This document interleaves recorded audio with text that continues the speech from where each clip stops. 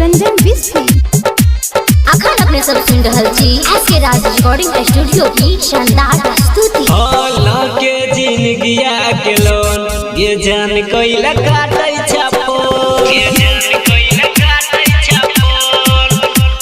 लके जिंदगिया के लोन ये जान कोइला काटै छापो रहै छी हमरा से दूर गए के लियो हमको ना कसूर बाजै ना बेला रे टोन ये जान कोइला काटै छापो धस गेला दिलवा के कोन ये जान कोइला काटै छापो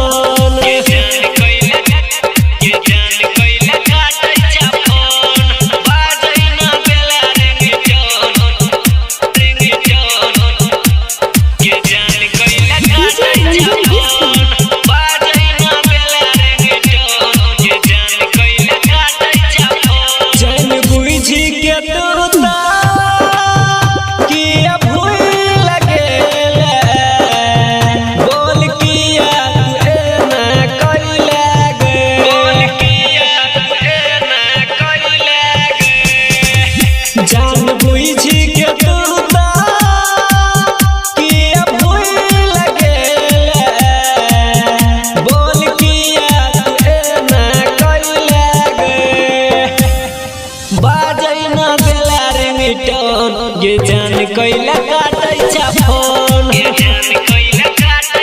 धस गेला दिलवा के कोन ये जान कोइला काटै छापोन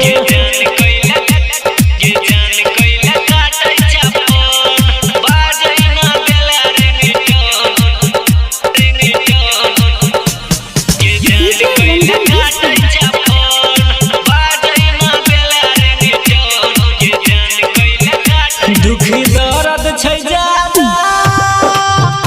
अहिर दादा रे दादा तू रंगीन भेलै हम सादा रे दुखी दर्द छै ज्यादा अहिर दादा रे दादा तू रंगीन भेलै हम सादा रे ये जान कोइला काटै छापोन धस गेला दिलवा के कोन ये जान कोइला काटै छापोन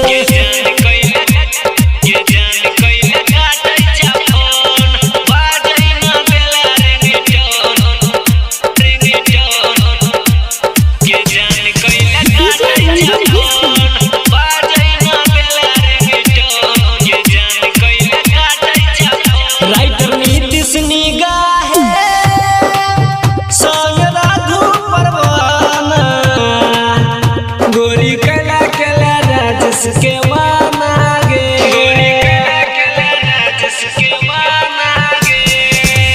राइटर नीतीश निगाहे संग राघु परवाना गोरी कला कला राजस के माना गे बाजै ना बेला रे टोन ये जान कोइला काटै छापोन धस गेला दिलवा के कोन ये जान कोइला काटै